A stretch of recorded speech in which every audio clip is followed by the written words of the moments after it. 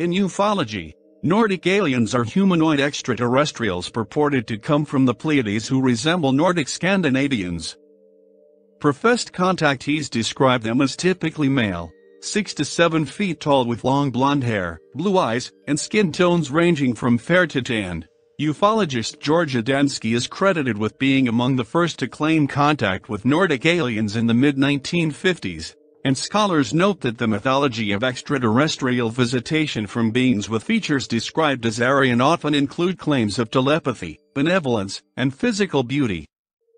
A group of Asian or Nordic humans who, sources say, discovered a vast cavern system beneath the Gobi Desert region and surrounding area thousands of years ago, and have since established a thriving kingdom within, one that has been interacting with other planetary systems up to the present times. Extensive cave systems under Tibet are alleged to link the Agharti systems of Central Asia to the world of serpents, a multi-level cave system beneath the slopes of the southwestern Himalayas, where Nagas, according to the Hindu legend. Here, a cult of the serpent by human and reptilian collaborators dwells, one of which has been said to have had contact with the Nazi Thule society during World War II. They say that a long time ago, an Asian prince led several militant followers, warrior monks, to the caves, and came into conflict with this cult of the serpent. After the conflict, the reptiles and collaborating forces were expelled. However, in recent centuries, they have recovered some land. Souza's teacher, as the leader of Brazil's Theosophists, had for years been interested in the Agharti legend, and the more he thought about the underground kingdom and its network of tunnels, and how it was possible for someone to use them without a very special form of transport, more it was concluded that flying saucers were the answer.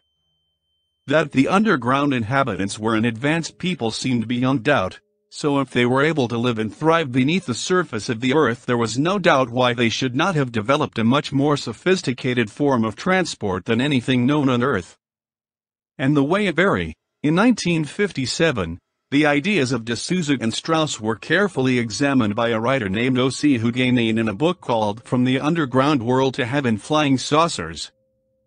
After declaring that the hypothesis of the extraterrestrial origin of the flying saucers does not seem acceptable, Hugainian wrote, "We must take into account the most recent and interesting theory that has been offered to explain the origin of flying saucers. The existence of a large underground world with countless cities where millions of people live. This other humanity must have achieved a high degree of civilization, economic organization, and social, cultural and spiritual development, together with an extraordinary scientific progress, in comparison with those that the humanity that lives on the surface of the earth can be considered as a race of barbarians." According to the information provided by Commander Paulo Strauss, the underground world is not limited to caverns, but is more or less extensive and located in a hollow inside the earth large enough to contain cities and fields, where humans and animals live, whose physical structure resembles those of the surface.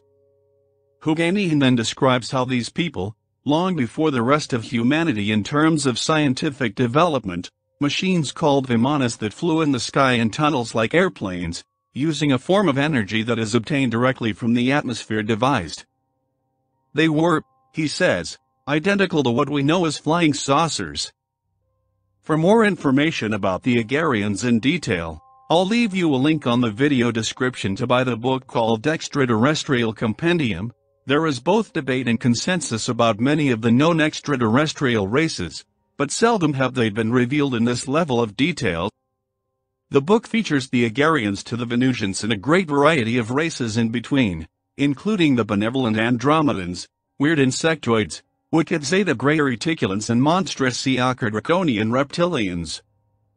Pat Lee and his team of writers and artists combine research with a good dose of artistic license to bring the races to life. To the believer, curious or open-minded individual, the Extraterrestrial Compendium is fuel for further thought. A must-have for any fan of science fiction.